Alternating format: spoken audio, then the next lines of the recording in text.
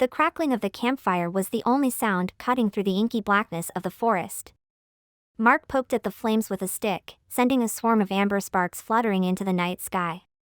He glanced over at his girlfriend, Amy, who was roasting a marshmallow with a distracted look on her face. "We probably should have told someone we were camping out here," Mark said nervously. "There's no cell service this deep in the woods." Amy rolled her eyes. "Stop trying to frighten me. We're fine out here by ourselves, it's peaceful." Just then a resounding snap, like the breaking of a tree branch, echoed from the darkness. Mark and Amy froze, their eyes darting around the encroaching woods surrounding their camp. "What was that?" Amy whispered. "I don't know," Mark replied, grabbing a flashlight and shining it into the thicket of trees. "But I'm going to find out." "Be careful," Amy pleaded as Mark disappeared from the ring of firelight. Amy waited anxiously, her chest tightening against the silence. After what felt like an eternity, she saw a distant beam of light dancing through the trees. Mark's panicking voice pierced the darkness. "Run, Amy! There's someone out there!" Mark burst into the camp, wheezing, his face shiny with sweat. Right behind him stumbled a wild-eyed stranger dressed in filthy, tattered clothes. His face was obscured by a red bandana tied around his neck and mouth. In his right hand he gripped a massive hunting knife, the blade glinting orange in the firelight. Amy let out a blood-curdling scream. The man charged forward and grabbed Mark by the collar of his shirt, pressing the tip of the knife to his throat. "Please," Mark begged, raising his hands. "Take our money, take whatever you want. Just please don't hurt us." "Shut up," the stranger growled through his mask. "I'm trying to save your lives, you idiots." Mark and Amy exchanged stunned looks. What are you talking about?" Mark stammered.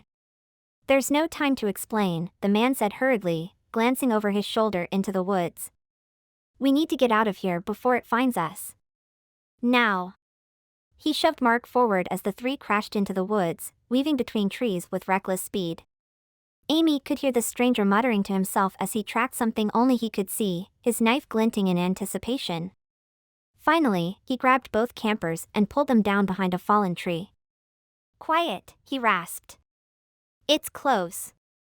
Amy huddled against Mark, her mind reeling. She wanted to run, but something about the stranger's intense focus rooted her in place. She had never seen someone so scared, yet so prepared to confront that fear at the same time. Just then, a stream of blue foxfire lit up the forest about 100 feet away. Amy watched in horror as a pale, wraith-like creature emerged from the trees, its skeletal body glowing from an otherworldly energy pulsing within. The monster turned toward their hiding spot, letting out an unearthly wail that chilled Amy to her very core. In the blink of an eye, the stranger leapt over the tree, brandishing his knife. He let out a frenzied cry as he charged at the monster. Amy clenched her eyes shut, unable to watch. After a few moments, an acrid smell like burning plastic stung her nostrils. She opened her eyes to see the creature face down on the forest floor, the glowing foxfire extinguished. Dark blood pooled beneath it.